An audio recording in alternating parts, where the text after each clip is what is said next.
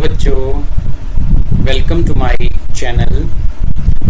बच्चों, आज इस लेक्चर में हम क्लास 10th का chapter pair of linear equations in two variables exercise 3.2 का क्वेश्चन नंबर 6 डिस्कस करने वाले हैं। तो क्वेश्चन नंबर 6 कुछ इस तरह से है। Given the linear equation 2x plus 3y minus 8 equal to 0, write another linear equation in two variables such that the geometrical representation of the pair so formed is number 1 intersecting lines, number 2 is parallel lines and number 3 is coincident lines। ठीक है बच्चों, हमें इस problem में एक equation given है। हमने इस तरह का एक और इसका पेयर जो है वो कंस्ट्रक्ट करना है या बनाना है। हमें जो बनाएंगे हम इक्वेशन, उस इक्वेशन का और इस इक्वेशन का जो गिवन इक्वेशन है, इनका ज्योमेट्रिकल रिप्रेजेंटेशन मतलब ग्राफ जो बनेगा, तो वो पहले केस में तो इंटरसेक्टिंग लाइंस बनना चाहिए, दूसरे केस में पैरेलल लाइंस बनना चाहिए और तीसरी केस में कोइंसाइडिंग लाइंस बनना चाहिए। ठीक है, तो इसमें से मैं एक पार्ट बच्चों आपके साथ डिस्कस करूंगा आज, बाकी वाले दो पार्ट्स आप ट्राई करोगे। अगर कोई प्रॉब्लम होगी तो कमेंट बॉक्स में मुझे लिख के मैं एक नया लेक्चर इसके ऊपर बनाऊंगा। और सॉल्यूशन शुरू करने से पहले अगर आप मेरे चैनल पे नए हो तो मेरे चैनल को सब्सक्राइब कीजिए। मैथमेटिक्स के रिलेटेड जो भी प्रॉब्लम्स होंगी मैं उनका सॉल्यूशन आपको देने की कोशिश करूंगा। ठीक है, तो आप बेल आइकन को प्रेस कीजिए ताकि न्यू जो मेरा एजुकेशनल वीडियो होगा वो आप तक सबसे पहले पहुंचे। So let us come to the solution. बच्चों, गिवन इक्वेशन जो है हमें यहाँ पे गिवन इक्वेशन है, द गिवन इक्वेशन इज, क्या इक्वेशन गिवन है? हमें इक्वेशन दी हुई है 2x plus 3y minus 8 equal to 0। तो मैं इसका माइनस हटाने के लिए मैं इसको पॉजिटिव साइड में ले जाऊंगा, ट्रांसपोज कर दूंगा तो ये पॉजिटिव वैल्यू बन जाएगी। ये हमारी इक्वेशन है। इस इक्वेशन में और ये गिवन इक्वेशन में कोई फर्क नहीं है, सिर्फ मैंने यहाँ 8 को ट्रांसपोज करके राइट हैंड साइड लिया हुआ है। So minus 8 became 8 here. ठीक है, अब इसके साथ वाली इक्वेशन जो है उसको मैं कंसीडर करूंगा, जो इसने कहा है कि आप एक इक्वेशन कंस्ट्रक्ट कीजिए। सो लेट मैं उसको ax plus by equal to c be the second equation assume करूंगा। मैंने जो इसके साथ वाली इक्वेशन दूसरी पेयर जो इसका है उसको मैंने अज्यूम किया, लेट किया ax plus by equal to c। ठीक है, अब पहला कंडीशन में ले रहा हूं, बाकी वाले दो कंडीशंस आप लोगे पैरेलल लाइंस के लिए और कोइंसाइडिंग लाइंस के लिए। इंटरसेक्टिंग लाइंस का मैं सॉल्व करके बताऊंगा बच्चों। ठीक है, तो जैसा हमें पता है फॉर इंटरसेक्टिंग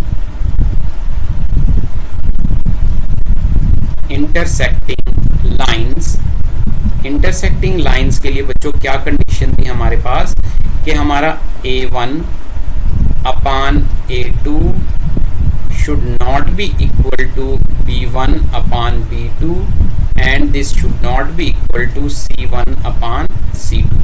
ये बच्चों ये केस था हमारा इंटरसेक्टिंग लाइंस के लिए। इक्वेशन की जो लाइंस हैं वो इंटरसेक्टिंग तब होती हैं जब उनके कोफिशिएंट्स का रेशियो जो है वो नॉट इक्वल हो। ठीक है, तो अब हम इसमें से यहाँ कंडीशंस में से a1 और a2 की वैल्यू अगर लें तो ये मेरा जो है इसके बराबर बने a1 पहली इक्वेशन में से x का कोफिशिएंट होता है तो यहाँ पे आ गया 2 और दूसरी इक्वेशन का तो मैंने a ले रखा है तो इसलिए मैं a ही लिखूंगा यहाँ पे। ठीक है, ये इक्वल नहीं आना चाहिए y के कोफिशिएंट 3 अपान, और इस कंडीशन में मैंने यहाँ पे b लिया हुआ है b के, और ये नहीं इक्वल आना चाहिए c का मतलब यहाँ पे 8 है और सेकंड इक्वेशन का इसका मतलब मैंने c ही लिया हुआ है कांस्टेंट टर्म। तो बच्चों देखो, अगर मैं a और b और c की वैल्यूज अपने से सब्स्टिट्यूट करूंगा यहाँ पे, जो इस कंडीशन को सेटिस्फाई ना करें, तो इस कंडीशन में मैं लूंगा विच इम्प्लाइज के 2/3, a की जगह पे मैंने क्या लिया, a की जगह पे 3 लिया, ये नॉट इक्वल टू आता है 3/2 के, और ये नॉट इक्वल टू आएगा हमारा 8 मैं इसकी जगह पे c की जगह पे 4 ले लेता हूँ। ठीक है, तो अब मैं देख सकता हूँ बच्चों कि 2/3 is not equal to 3/2 and is not equal to 8/4। 8/4 means 2, तो ये कोई भी वैल्यू मेरा इक्वल नहीं आ रहा है। सो हेयर मैं लिखूंगा here for a equal to 3, b equal to 2 and c equal to 4 के लिए जो है satisfies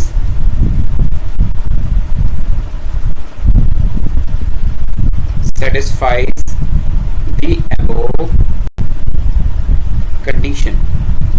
जो कंडीशन हमारी इंटरसेक्टिंग लाइंस के लिए है, a1/a2 should not be equal to b1/b2 should not be equal to c1/c2, तो ये जो वैल्यूज मैंने a और b और c की यहाँ पे अपने से डाली हैं, तो वो इस कंडीशन को सेटिस्फाई करते हैं। hence the solution in this case is a unique solution. और इस केस में हमारा सोल्यूशन जो होता है बच्चों, वो होता है यूनिक सोल्यूशन, वो होता है unique solution. And the lines are intersecting lines, और इसमें इंटरसेक्टिंग लाइंस मिलती हैं, और इसमें हमें इंटरसेक्टिंग लाइंस मिलती हैं। तो ये मेरी इक्वेशन बन गई। सो यहाँ पे मैं आपको इक्वेशन बताऊंगा जो पेयर दूसरा इसका बना। Therefore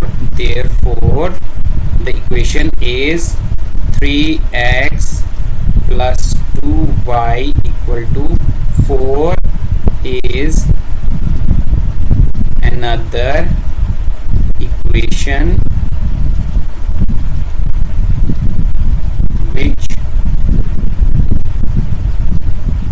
which makes intersecting lines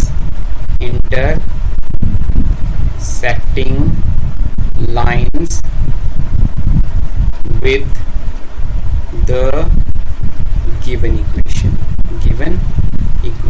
जो हमारी given equation है, given equation कौन सी है बच्चों हमारी, 2x plus 3y equal to 8।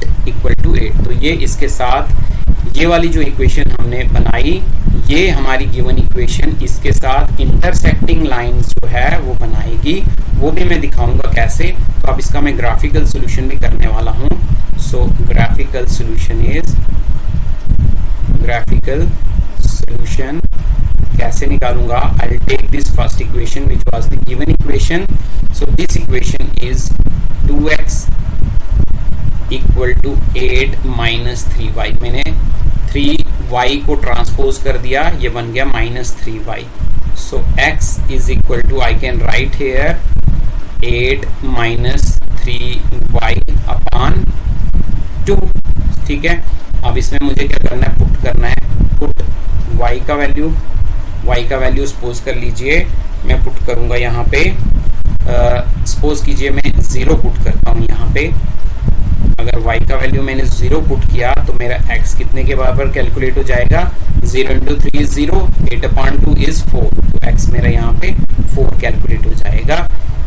तो एक और वैल्यू पुट करूंगा मैं y की। सो y की वैल्यू मैं यहाँ पे 2 अगर पुट करता हूँ तो देखो बच्चों x कितना कैलकुलेट हो जाएगा, 2 2 3 6 6 8 minus 6 is 2 2/2 इज 1, तो 1 इस केस में आ जाएगा। और फिर से अगर मैं पुट करता हूँ y इज इक्वल टू बच्चों 4, अगर मैं 4 वैल्यू पुट करता हूँ, 4 is 12, 8 minus 12 is -4, so x will become equal to -2, x will become equal to -2। ये मैंने पहली जो इक्वेशन है उसको लिया, ये वाली फर्स्ट इक्वेशन को मैंने लिया और उसका ग्राफिकल सॉल्यूशन किया। ठीक है, अब मैं लेता हूँ दूसरी इक्वेशन जो है मेरी, जो मैंने खुद से कंस्ट्रक्ट की है। So taking equation second, let this be, ये हमारी इक्वेशन सेकंड है बच्चों यहाँ पे। तो सेकंड इक्वेशन क्या थी मेरी, 3x plus 2y is equal to 4। So मैं ट्रांसपोज कर दूंगा 2y को, ये बन जाएगा -2y, x is equal to 4 minus 2y upon 3 बन जाएगा बच्चों। अब मैं यहाँ पे फिर से वैल्यूज पुट करूंगा, put y is equal to, इसका टेबल बना लेता हूँ मैं पहले, जो हमने अभी पहली इक्वेशन के लिए वैल्यूज ली। तो यहाँ पे मेरा जो टेबल है x और y का क्या बना, वो मैं वैल्यूज यहाँ पे इस टेबल में डाल दूंगा। y is 0, 2 and 4 and x is 4, 1 and -2। y की वैल्यू 0, 2 and 4 और x की वैल्यूज 4, 1 and -2। तो ऐसे ही वैल्यू मैं यहाँ पे y की फिर से यहाँ पे पुट करूंगा। ऐसी वैल्यूज बच्चों पुट करनी है आपने, रफली जो है माइंड में कैलकुलेशन करना है, ताकि आपकी जो कैलकुलेशंस हो वो इजी बने और आपका ग्राफ भी जो है इजी बने। तो देखो बच्चों, अगर मैं इसकी वैल्यू यहाँ पे 2 पुट करता हूँ, y की वैल्यू 2, तो x मेरा क्या बन जाएगा, 2 2 4, 4 माइनस 4 इज 0, 0/3 इज 0 बच्चों। फिर मैं y की वैल्यू पुट करूंगा, y की वैल्यू अगर मैं पुट करूंगा यहाँ पे -1, तो देखो बच्चों x क्या बन जाएगा मेरा, -1 means minus minus plus 2 1 2, so 4 plus 2 is 6, 6/3 is 2। तो x का वैल्यू मेरा कितना कैलकुलेट हो गया, 2। फिर बच्चों पुट कर लेते हैं एक और y की वैल्यू। y की वैल्यू एक और पुट करने के लिए मैंने -4 ले लेता हूँ, -4 लिया तो -4 यहाँ 4 -4 minus plus 4 2 8, 8 plus 4 is 12, 12/3 is, तो x का वैल्यू मेरा कैलकुलेट हो जाएगा बच्चों 4, x का वैल्यू कैलकुलेट हो जाएगा 4। Let us note down this values in this table, ये बच्चों x और ये वैल्यू y का। ठीक है, तो वैल्यू सब्स्टिट्यूट जब हम यहाँ पे लिख लेंगे, y का वैल्यूज हमने लिया 2, देन -1 एंड देन -4, तो x का वैल्यू कैलकुलेट हुआ 0, 2 एंड 4। अब बच्चों इन्हीं इक्वेशंस के हम ग्राफ कंस्ट्रक्ट कर लेते हैं। तो let us take this be x axis and this be y axis. मेरा हाथ बहुत अच्छा नहीं चल रहा है, बहुत टेढ़ा मेढ़ा चल रहा है। x axis and this is our y-axis. Y-axis, this point is our origin, so let us try to take equal divisions, 1 2 positive side of x, 3 4 5। I hope कि मैंने 5 से ज़्यादा वैल्यूज नहीं ली हैं टेबल में, ताकि मेरा जो ग्राफ है वो इजिली बन जाए। यहाँ पे -1 -2 -3 -4 and let us take -5 also. अब ये y का पॉजिटिव साइड है मेरा, 1 2 3 4, let this be 5। Negative side of y, -1 -2 -3 -4 -5। So let us पहले इक्वेशन का जो टेबल है उसकी वैल्यूज को ग्राफ पे लोकेट करते हैं। सो 4 0, x is 4 and y is 0. So this point is our 4 0. Next point is 1 2. X is 1 and y is 2. So this point here, y is 2 and x is 1. So this point is our 1 2 point, ये वाला point बच्चों. उसके बाद आ रहा है मेरा x is -2 and 4. x is -2 and 4. So -2 is this और 4y का ये है. ठीक है. So this point is our -2 4 -2 and 4. ये 3 पॉइंट्स आ गए बच्चों मेरा 1 2 और ये वाला पॉइंट 3. तो अब मुझे स्केल से जो है, स्केल के साथ इन पॉइंट्स को एक ही लाइन में लेना है. सो ये मेरा एक फर्स्ट इक्वेशन, जो ये वाला इक्वेशन था, इसका ग्राफ बन गया. ठीक है. अब मैं दूसरी जो इक्वेशन ये वाली है, इसका ग्राफ ले लेता हूँ, जिसका टेबल ये है. तो इसकी वैल्यूज लोकेट करता हूँ मैं ग्राफ में. तो आएगा 0 2. x is 0 y is 2. x is 0 y is 2. तो बच्चों ये वाला पॉइंट है मेरा 0 2. Then next point is 2 minus 1. x is 2 and y is -1. So this is 2 and this is -1. So बच्चों यहाँ पे मेरा पॉइंट आ रहा है 2 minus 1. 2 minus 1. Next point is 4 and -4. So this point is 4 और बच्चों यहाँ पे मेरा आ रहा है -4. So ये वाला पॉइंट जो है मेरा, this point is 4 minus 4. 4 minus 4. अब इन पॉइंट्स को भी मैं एक लाइन के अंदर लूंगा जब स्केल के साथ. तो यहाँ मुझे बराबर दिख रहा है बच्चों कि ये जो मेरी लाइन है वो एक दूसरी इक्वेशन के साथ इंटरसेक्ट कर रही है इस पॉइंट पे. जैसा कि हमने यहाँ पे निकाला था कि यूनिक सॉल्यूशन होगा इन इक्वेशंस का और इनकी लाइन जो होगी इंटरसेक्टिंग लाइंस होंगी. तो मैंने ग्राफ पे आपको ड्रा करके भी बता दिया कि इनकी लाइन जो है वो इंटरसेक्टिंग लाइंस आ गई. ठीक है बच्चों. तो आज का लेसन जो है, आज का लेक्चर इसी पॉइंट पे हम कंक्लूड करते हैं. नेक्स्ट लेक्चर में हम इसके आगे कंटिन्यू करेंगे. अगर इसमें से भी कोई डाउट हो आपको तो आप नीचे कमेंट बॉक्स में वो अपना कमेंट ड्रॉप कर सकते हैं. I will try to solve that in the next lecture. Till then, bye bye, take care.